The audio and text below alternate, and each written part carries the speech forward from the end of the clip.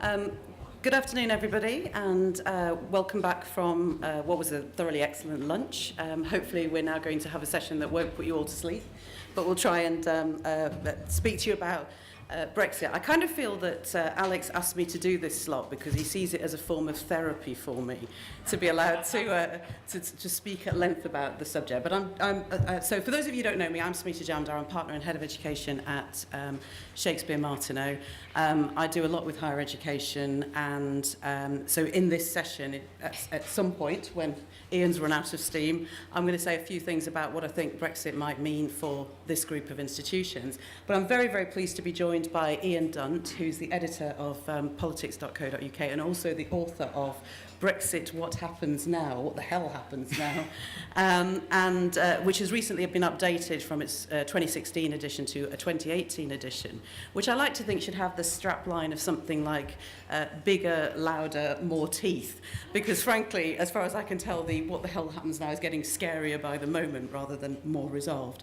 So what we thought we'd do is I'm going to ask Ian a few questions about Brexit generally, the process, where we think we might end up. Then, as I say, I'll say a few words about what I think it might mean for independent HE members, and then we'll open it up to questions. So I hope that's okay. So, Ian, if we can just start then with a question that has been exercising me pretty regularly since the 24th of June, which was, given the vote that we had, if you had to think of an optimal way of responding to it, what would you have expected the UK to do, and how far from optimal is what we perhaps chose to do? Well, at the moment these are sort of okay. Can everyone hear? Yes. Great. So at the moment we're very, very, very, very far from optimal, as you may have gathered. The optimal thing for me would have been to say the people who were sort of most interesting when I was doing the book weren't really trade experts. They were actually mostly sort of strategists. And professional strategists have a thing where they go, when you go into a negotiation, one of the things you do is you think, what is it that I'm providing that gets the other partner, my opposition partner, from status quo to status quo plus? They have to get something good out of the situation. Now, we have provided nothing for the Europeans apart from, at best, damage limitation. And even then, I can't really see that we're doing that. You look at the stuff that the Brexiters have been putting out over the last 24 hours on Ireland, which is basically to say, we'll unilaterally keep the border open, and we would expect them to do the same.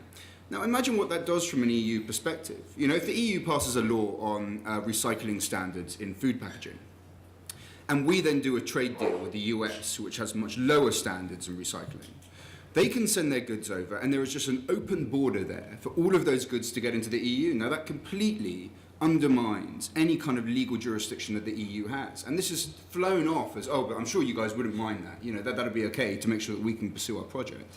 So even on getting them to status quo, we don't provide it. My idea, my sort of attitude towards it would have been, I think, more about saying, what is it that we can do for you that still gets us what we need? And in this case, it seems pretty obvious that the flip side of the Macron-Merkel attempt to consolidate the Eurozone is that there needs to be, and this is very, very well understood in Brussels and has been for some time, multi-speed Europe. And that Britain could take a role in the outer tier of that. Now, at the moment, that's done through EFTA, the countries like Norway, and in a slightly sort of weird bilateral way, the Swiss. But it could also be done by some kind of auxiliary membership status. That's something that people like Verhofstadt have mentioned before, where there are maybe less voting rights, but you still accept most of the rules, but you have a more economic, transactional relationship with Europe than the one that we do. We preserve the single market. Now, that seems to me to be an offer for the Europeans that gives them a new category, an insurance policy against the collapse of the Eurozone, and something that pragmatically accepts lots of the situations that they're in, and also for Britain, could present some kind of new leadership role in an outer tier of Britain. However, those kind of compromise arrangements weren't reached for by Theresa May at the beginning. She was extremely hardline, very, very UKIP-y, very Nigel Farage about the whole thing. And now most people that I know on Remain aren't willing to tolerate that kind of compromise agreement either and really want the whole thing just reversed. Yeah. So I think that kind of moderate solution doesn't really have much of an audience. Okay. And a subject very, very close to my heart is the revocability or otherwise of Article 50. You talked about reversing the whole process, but do you have a view based on the... No, I'm not really a lawyer, but I can say that most of the lawyers that I've spoken to sort of in Europe and Britain think that it probably is. That's not universal, though. There are some really quite credible, very senior ones who say that it probably isn't. the question is, who makes that call? And the answer to that is the European Court of Justice, which provides a kind of an interesting sort of morality play that we might enter into. And the people who would end up taking it there would, of course, be Eurosceptics, because if Britain tried to unilaterally revoke, they would make a complaint to a British court, and the British court would almost certainly send it up to the European Court of Justice. So this terrible, oppressive, Napoleonic tyranny of the European Court of Justice could well prove to be the saviour of the Eurosceptics in the long term if we took this back. As I think it has been on a number of occasions already. So on the, obviously we've got the sequencing of the talks, and we're about to learn whether anybody feels that there's been sufficient progress to move on to phase 2. But on the first 3 phases, so the first 3 phase 1 issues, financial settlement, citizens' rights and Ireland, how close do you think we are to resolution? I don't even know why I'm asking you this, but So it doesn't have to be that bad. I mean, I think on the citizen stuff, I thought that Theresa May was right to say that they're in touching distance of each other, really. I think that you can easily... The solution, I think, quite obviously is the EFTA Court, of having an independent adjudication body for rights that isn't the ECJ. I think that's just pretty easily doable. There'll be some complaints from EU citizens here, actually, has to be said, and there'll be some complaints on the other side, but I think that you could sort that one out. On the divorce payment, by the time that she made the Florence speech, she was using the kind of language that was needed, but on one part of the divorce payment bill, on the budget bill, which is basically the 7-year financial timetable. We signed up to it before. The EU's argument is it's basically a contract. You said you're going to pay it. You've got to pay it. That's another 7 quarters at the end of when you leave. So just pay the money. And then the question really becomes how we're going to pay for pensions. And there's a bunch of sort of wrangling around there, but you can get to a solution on that pretty easily. It is not a hill to die on. Given the kind of money that we would lose per year by, for instance, being outside the customs union, we'd lose 25 billion a year on just country of origin requirements alone. And that's nothing to do with tariffs, nothing to do with anything else. That's just basically trying to prepare a bunch of forms. So given that, the fact that we're quibbling over, 12 billion here, 12 billion there, sounds like a lot of money, but really just pay the money and get on to the more important stuff. The Ireland thing cannot be solved. There's no point everyone constantly saying, it's a creative, high-tech solution to that. There are no high-tech, creative solutions to this problem. If there's a customs union, it has a customs border. That's just how that works. So there's no point pretending that it won't be that way. It really will be that way. Or, this might make more sense, we could decide to stay in the single market and the customs union. That's not policy right now. But ultimately, that problem is not fixable. So you can come up with some political fudge if you want, and we may well have to, and it's possible that Ireland will eventually do that. But in terms of the objective fact of the matter, it's not a fixable problem. Okay. And, just on Ireland, the thing that seems to me to be sort of in discussion vaguely is having the border east-west rather than north-south. It's sort of in the middle of the Irish Sea somewhere. Any thoughts on that? Is that not really, because then that just creates a sort of internal... that basically just creates customs, borders within your state. Country, so either way, you can put it wherever you can put it on the moon, but you're still going to have the same issue. Which is basically the goods. The core of it is the core of everything with Brexit is one simple fact: do you want trade or do you want control? It is as simple as that. Frictionless trade works because you don't have to check goods on a border. You do that in the single market because you have exactly the same standards. So again, on the recycling standards in food, you've got the same standards. It doesn't need to be checked. On customs union stuff, there's no tariffs to apply. There's no having to check about where it's come from. So it can go across the border without any checks. It works because you give up control. You share regulation. Now, we can say to ourselves, fine, we want control. That means that we're going to lose some trade. And we can do that in a variety of ways. We can have regulatory harmonization. We can have regulatory equivalence. We can have mutual recognition of standards. There's lots of different models for how that works, where you give up a little bit more control each time and get a bit more trade. But this is the fundamental question: is politics and economics are about competing goods. And we have lost the ability to think in those terms. We're in the world of Boris's, cake and eat it. So there we are. It's just like, well, we're going to get all the trade and we're going to get all the control. You can't have both of those things at once. And until this country starts having an honest conversation with itself about what matters more, we're going to find ourselves in a bit of a kerfuffle. Yes. I read your piece for Prospect, in which you had a fabulous line which said, you can't have your cake and eat it because every bite of the cake you take means there's less cake. And I thought, I can't believe that in 2017 we're having to describe what happens when you eat cake. Yes. It disappears. So I think, but you're right. There is this real belief that somehow we can have everything that we want and no compromises, and I think it's the compromising that's lacking. We do so. I think in your Prospect article you said that however bad we think the talks are at the moment, they're only going to get worse, because if we do move on to phase 2, we as a nation don't know what we want in terms of a trading Nobody relationship. does. Yes. I mean, I don't think Theresa May even really understands that sort of control trade thing is really a question she has to answer. If you go back to the Florence speech, she talks, I mean, her models for this is she talks about Canada and she talks about Norway. Norway is fully in the single market, sort of very little control, loads of trade. Canada's completely out. It just did a goods deal with the EU. Even that took 7 years to organise, and that's a very basic deal, completely inapplicable to a country like Britain, a very service-based economy. She sort of alluded to these, like she was sort of looking at a landscape and going, oh, look at them, Canada over here, Norway over here. It'd be lovely if one of us knew which one we were going to do, wouldn't it? And then off she went, and you sort of think, like, well, it would be lovely if you knew what you were going to do or had any answer to those questions. She doesn't really seem to understand that these questions are there or that sacrifices have to be made one way or another. The Cabinet is literally not allowed to talk about the issue, although that obviously doesn't stop, Gove and Johnson firing off these vaguely threatening letters of theirs. Parliament, I don't think, has a majority for anything. I don't think there's a majority for hard Brexit. I don't think there's a majority for soft Brexit. I don't think there's a majority for Remain. I think basically Parliament is in a state of sort of hysterical incapacity at the moment and just cannot make a decision one way or another. And I fundamentally don't think that the country knows what it wants, or even that these are real questions that are there. And that's partly the failure of the media. I mean, it's got to be, we were talking earlier about, the kind of coverage you got on the BBC, and it really is very, very shoddy and patronising indeed, and is not really providing people with these information, which can be communicated in a pretty quick and easy way that anyone can understand. It's not rocket. It really can be understood by anyone. If you have the confidence as producers to go, well, look, we're going to have a technical discussion right now. We're going to do it. We're going to make it as entertaining as possible. But fundamentally, this is a technical discussion, and that's the kind of information that a country needs if it's going to start making existential choices about the way that its economy works for the next generation.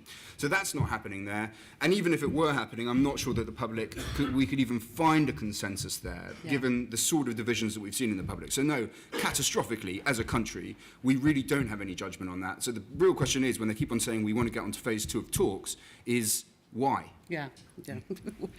I think you raised an interesting point there about presenting quite complicated concepts around these choices that we might have to make to the public, and the fact that we need to have that discussion. There is a school of thought, of course, that says we should perhaps have had that discussion before putting the question to the public, but we are where we are, I suppose, on that one. We keep hearing, well, just a follow-up question from that. You said that the EU-Canada deal took 7 years, and it is often, the point is often made that the EU is terribly bureaucratic and it's slow, and, post-Brexit we will be fleet of foot and signing trade deals left, right and centre, like buying a pools coupon or something like that. So my question is, if you compared the speed with which the EU does trade deals with other nations, is it sort of noticeably slower, or is it just that actually international trade deals take a very long time? It's both. So it is slow. It's a pain. Like, I remember talking to guys that did trade negotiations for the EU, and they said it's like being in a car with 57 mothers-in-law, and they've all got their own handbrake. And basically, you just crowd around the people there who could just sort of absolutely control you at every moment. And people do, and they take, obviously, what are usually very parochial concerns, especially around geographical indicators, which is, stuff like mozzarella has to come from here. Each country has its own little bit, and they're willing to die in a ditch over their particular form of mustard or whatever it is that they have, which, a whole trade deal probably shouldn't, be contingent upon. So that's obviously true. And it's obviously true that you're doing it on the basis of the interests of 27 other member states. However, Britain is going to take a really long time to do trade deals outside of it. When you look at any case of very, very fast trade deals with a country like the US, it is because the other partner capitulated entirely. Once the US signed NAFTA, it basically just went around to a bunch of countries with that as the template and just said, sign this. And you do it because it's the US. The only one that really kind of properly held its own, I think, was Australia, which spent a few years with a bunch of really quite expert sort of lawyers and trade experts, said, what is it that we want to get out of this? What are the bits we're going to sacrifice and what are the bits we won't? And let's see if we can go toe-to-toe on this one. And they did kind of okay. And generally speaking, if it's a big economy like China, like India, like the US, you're finding, if it happened quickly, it's because you did whatever it was that they wanted. What you want is a long trade negotiation. However, we need to start asking questions about what is it that Britain would offer and what is it that Britain would sacrifice. And I will predict to you very strongly right now, and I will eat whatever item of clothing you choose if I'm wrong, then Britain will sacrifice manufacturing and agriculture to secure penetration of its financial services. Yeah. That's what it will do. It will lower standards on agriculture. We will anyway lose subsidies that we would have via the EU. You get cheap agricultural goods, especially from the US, come in. You know, your chlorine-soaked chicken and your hormone-injected beef and blah, blah, blah, blah, blah. They would come in. They would pretty much decimate your sort of domestic agricultural production base. You'd have very, very similar things happening to manufacturing when it suffers from competition from China. Those are obviously guys who anyway were going to have obstacles to them trading with their largest market in Europe. We will take the loss there because ultimately they're nothing like as important to us economically as financial services are. But the question is, even if you're prepared to do that, there's a lot of countries who aren't prepared to see that happen and who won't give you access on financial services regardless of you know, what you're willing to offer them in your domestic market.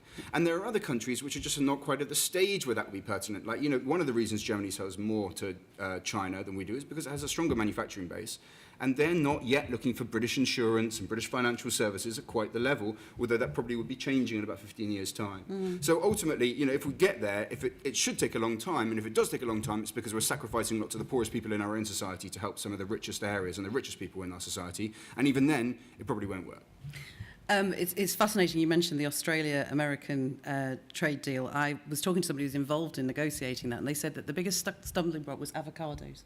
Oh, wow. Apparently that was really, really controversial, the deal around avocados. So there you go. Millennials amongst you will, you know, be no doubt absolutely trembling with fear at the prospect of our avocado supply being in jeopardy there. We do hear quite regularly that none of this matters. We don't need trade deals because we can just default to the world trade rules. So I've got two questions about that. First of all, what are they? And secondly, why does no one talk about services? Yeah, it's weird. So the World Trade Deal is basically, I mean, the most important rule in the WTO is most favoured nation, yes, which does exactly the opposite of what it sounds like. It sounds like it's a special privilege, but in fact, it basically just says you cannot discriminate in the provision of your arrangements, your tariff arrangements. That's quite a thing, really, because when people say we'll just go on to WTO rules, I mean, by the way, no one trades with the EU just on WTO rules. They have loads of different little arrangements. Full fat sort of trade arrangements are actually relatively rare.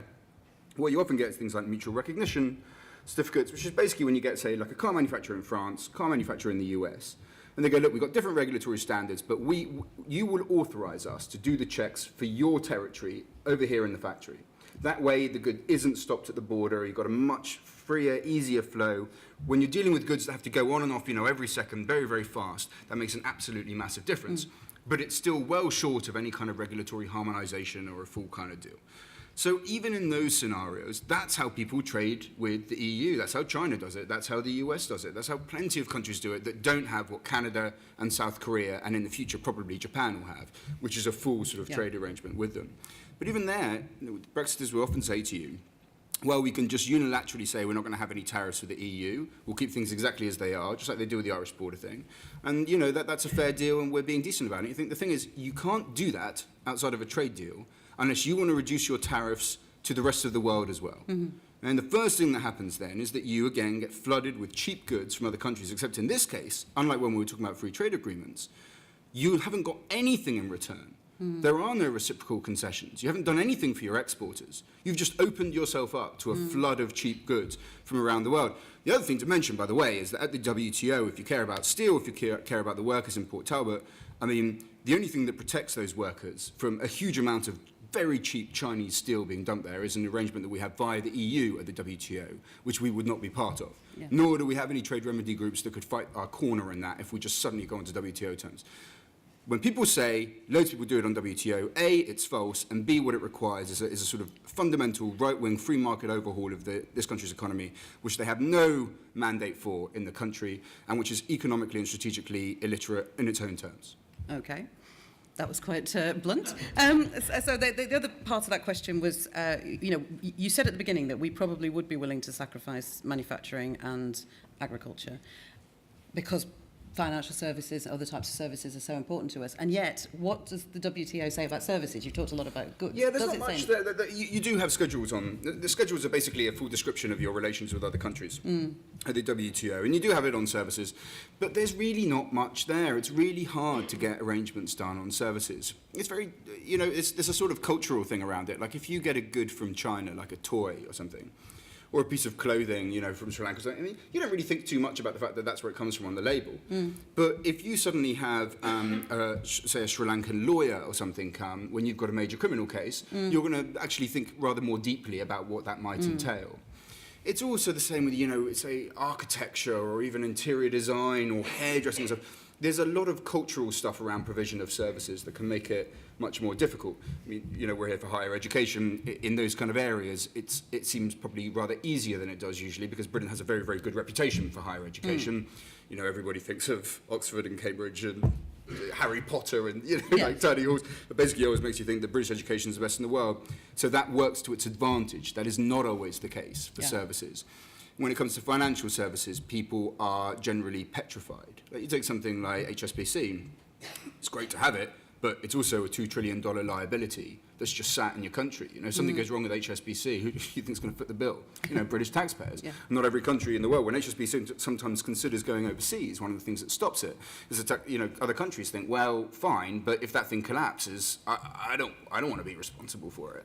So there's a whole other sort of series of things there, and it's much harder to get movement on services, and it's been harder in the EU as well. Just that is not something that is typical about the EU. That's just the way that trade goes.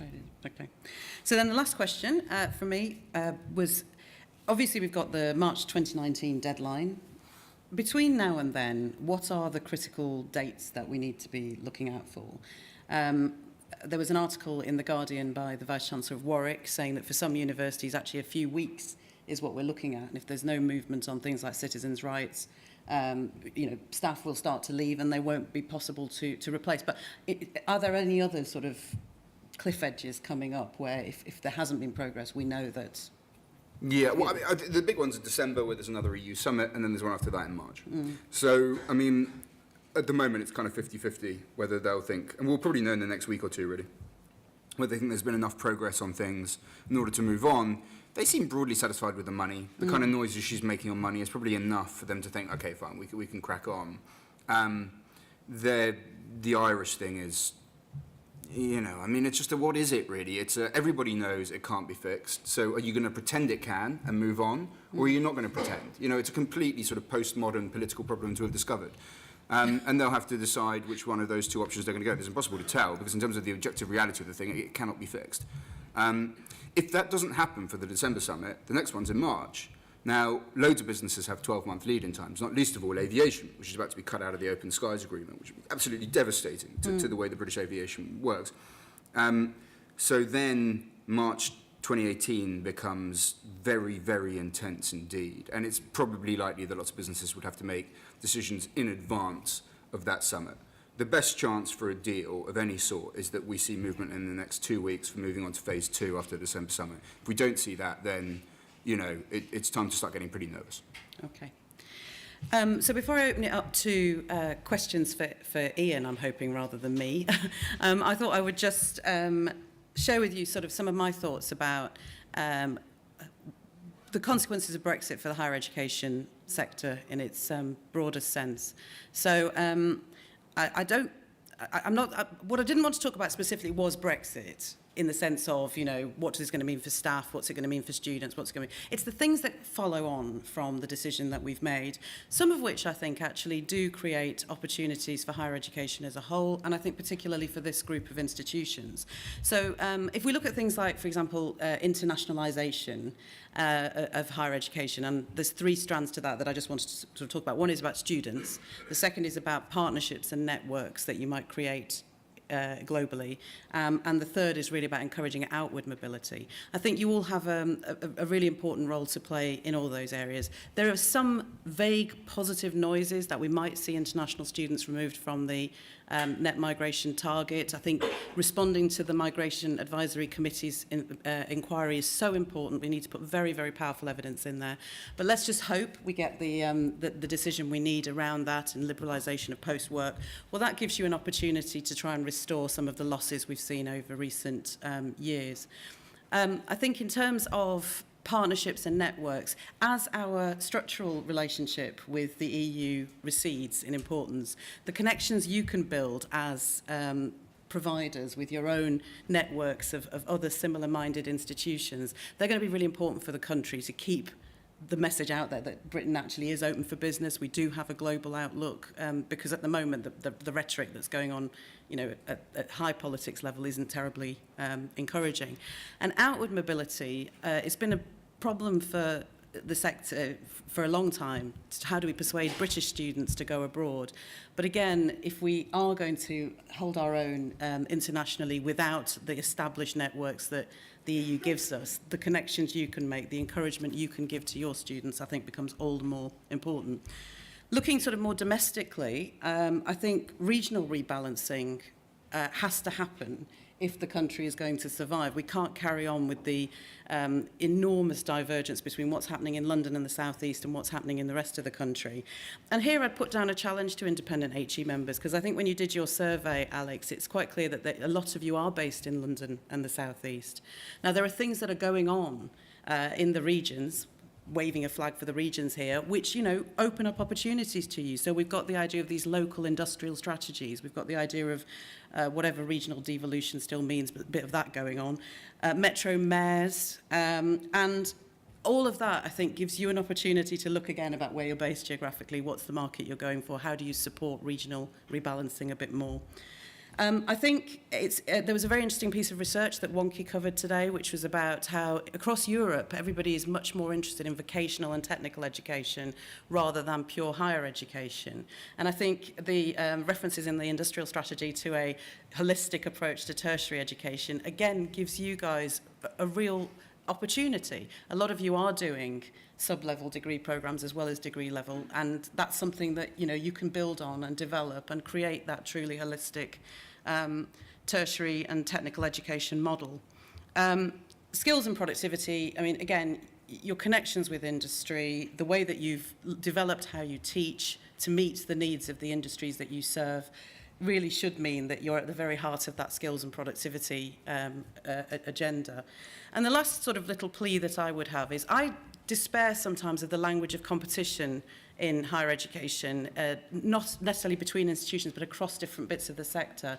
I really find it depressing that we have to compete always in that respect. And I think that there's a really positive sort of story that could emerge if we see bits of the sector collaborating with each other.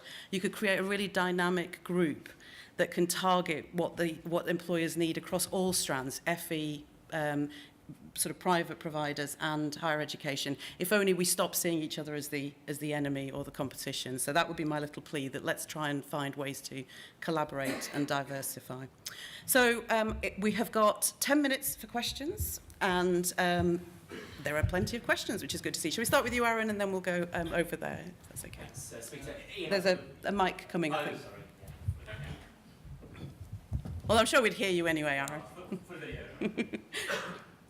Thanks, Ian, for a very thoughtful contribution.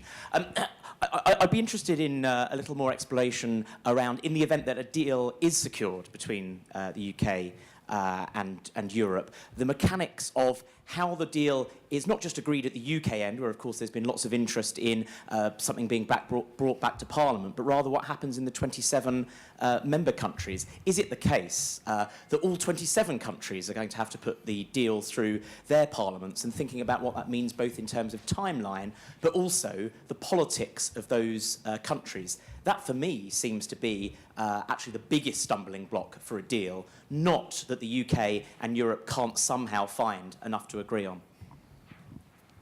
Shall I just crack on? Yes, please do. Great. Yeah. So basically, there's two distinctions there. One of them is the divorce deal, and that's just done by qualified majority in the Parliament, so we wouldn't have to worry about that. The future trade deal, everyone probably gets a veto. If you saw like the way that CETA, the Canadian deal, worked out, was actually there was kind of a bit of push and pull between member states and the Commission. They didn't really have to give everyone a vote, but they ended up doing it because they're in a sort of a process of accepting that that's probably the way it's going to go.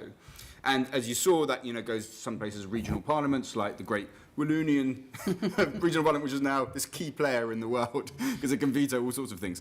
But they're not going to get, I don't think, to that. I mean, whatever Theresa May says, she's not going to get to her future trade deal being signed off by March 2019. That's just not going to happen. So it'll be really that they're going to have this divorce thing, which will basically be the divorce budget, EU citizens. Again, don't worry about Ireland because it's what can you do with that? and some kind of one side of A4 as to our aspirations for what we want the future trade arrangement to be. And that'll be the bit that's signed there, probably with a bunch of stuff around regulatory bodies and how we might do stuff on Euratom and blah, blah, blah. The actual future trade deal where it comes to vetoes, that'll be something probably for the really quite distant future where we'll be in God knows what scenario and God knows who'll be in charge of Wallonia, and we'll have to figure out how that works out then. Hi, thank you. That's fascinating. Can you tell me, public opinion aside, what mechanism prevents us from just refusing to go until we have something that's properly workable? Well, EU law. Article 50, which basically says once you trigger it, you've got 2 years, and like fools, we triggered it.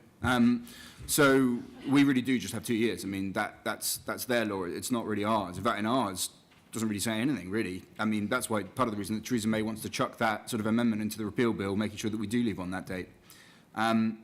So there's, I mean, that isn't there. To me, one of the interesting questions is, what happens if, when it comes to MPs' vote in primary legislation on the divorce, on the divorce treaty, basically with the EU, the withdrawal treaty, what happens if they say no? And that's not implausible. I mean, what the government wants to say is that it's this deal or no deal and we fall out chaotically. Now, the thing is, they're not necessarily in a position to make that call. If this happens, let's say in January 2019, with a few months to go, that would collapse the government. Now, what happens after that is pretty much anyone's guess. You know, I mean, you might have Labour scrambling around trying to form some kind of minority administration. You could even have a coalition of MPs go to Brussels and say, well, we would like more time, please, and we would like to ask for an extension of Article 50, which would require consent from all other 27 member states, but is legally possible under EU law. Now, all of that sounds a bit sci-fi and a bit far-fetched, but the truth is, this is pretty much unprecedented whichever way you look at it. So it is not implausible. It's also not implausible that Tory MPs would vote against it, given that what they may come back with is a very, very strung-down deal that is basically just the divorce bit, but would still entail a very significant economic shock for us outside of the customs union almost immediately. Therefore, taking away any kind of reverse incentive to not vote for the deal on the basis of no deal, because you'd have a deal that's basically as bad as having no deal. So really, there are scenarios there which are very, very strange and unusual and could be profoundly chaotic and, you know, it's worth saying, very, very humiliating for Britain on the world stage. Where we could go through it, but at the moment we're all in uncharted territory. It's very hard to see how that stuff's going to work. But you know, the early part of 2019 is where we're going to find out in a rather unpleasant way. I keep on thinking it would be great if this was happening to another country, you know, because it'd be kind of interesting. But it's happening to mine. So. A question over here. Thank you, Ian, and thank you, Smita. Carl Courtney from the London School of Business and Management. Ian, you can tell by my accent I'm going to be interested in the Irish question. And you know, how the Irish save Britain, perhaps. But two questions, really. If you were Leo Varadkar, the Irish Taoiseach, how far would you go in terms of this threat to veto the Stage 2 talks? And the other thing I'm just interested about is, you know, the sovereignty of the British people has always been expressed through its parliament. And that parliament, in the sovereign name of the people of this island, put its name to the Good Friday Agreement. And I don't understand how the Good Friday Agreement can stand if Britain leaves the EU. And is that likely to be said honestly? But I think it's a great betrayal of the British people that its sovereignty has been sold into a plebiscite that nobody understood. And they don't understand. I grew up on that border. People don't understand, you know, the severity of that situation and what the British government and Irish government and EU managed to achieve 20 years ago. I think it's shocking and disgraceful that can be thrown away so easily. Yeah, I mean, on the second point, I can't think of any aspect of this that I think is probably a bit more shameful, really, than the way that we've done the stuff around Ireland. And that's not, you know, we shouldn't, I don't want to sort of dress it up by saying, oh, you know, British people, I kind of feel like the British public would give them an awful lot of information around this, around the referendum campaign and since, and I just don't see people really caring very much, to be honest. And as you say, the consequences are potentially catastrophic. It obviously gets even worse given the kind of deals that Theresa May has had to stitch up in order to save face after her sort of harakiri general election that she called. So that situation looks very dire indeed. I can't see any way out of it. Like I said before, you know, there's no way you keep that border open. You just can't. You can't do that. If you believe in your territorial integrity, you can't do it. And anyway, you can't do that under WTO rules, you know, the most favoured nation thing, you can't just unilaterally keep open that kind of relationship with someone that you don't have a trade deal with. And even if you could, I mean, imagine, you know, Britain does a trade deal with the US and suddenly starts bringing in goods without tariffs via the US. They can now go right into the European market while keeping the border open. That would therefore mean that there was no point ever doing a deal with the EU anymore. What would be the point of Canada having done a deal when you could just do a deal with Britain, which can undercut the EU and deliver all those goods into the EU market? It is not possible. It cannot be done. You do not just keep that border open. The only way to do that is to stay in the single market in the customs union, and evidently that's not something that they're prepared to do. On terms of how he should use his veto, he's in a really weird position right now. I don't know if you noticed the reports that the Brits were telling him, we're prepared to allow you to use the veto later, which just seemed like a, wow, you know, what a clever trap you've invented for me there. So he knows right now is where he has the most power to hold this thing down. The question is, of course, he needs to do it in unison with the rest of the EU. He has to keep them on board in that respect. It's obviously very, very difficult by the fact that Germany is profoundly distracted at the moment and can't really take a leadership role in those kind of decisions. And he also needs to do it in a way that doesn't arguably break down the talks altogether, as could very easily happen between sort of December and March if this happens. So he has an extremely difficult balancing act. I think so far he's played it rather well, but it's difficult, and it will be difficult for him to stay up there without falling one side or the other. I think we've got time for one more question, if anyone's got a that's okay. Very quick one. Could you please explain the benefits of leaving the EU?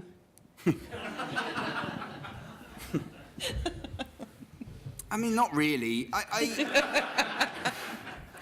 I think you could, like, to come back from that thing at the beginning, I think you can make the case that Britain has never had a very comfortable relationship with the EU, with the political project, and that we should have a more distant transactional relationship based on an outer tier, whether you call it auxiliary membership or whether you call it EFTA, you know, an EEA membership, that there was a chance to say, look, here is a position that Britain is comfortable with. Part of Europe, but not part of ever closer union, you know, having a leadership role amongst countries that want to keep an arm's length relationship from what's going on.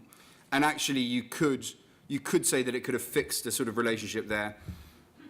You know, I'm stretching a bit here. I mean, certainly in terms of the manner in which we've done the debate and this sort of frenzied, perpetual, ignorant self-interest that we've exhibited throughout it, it's very hard to see good policy solutions coming out from that kind of mentality.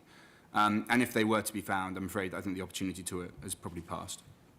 I'm available for children's parties, by the way.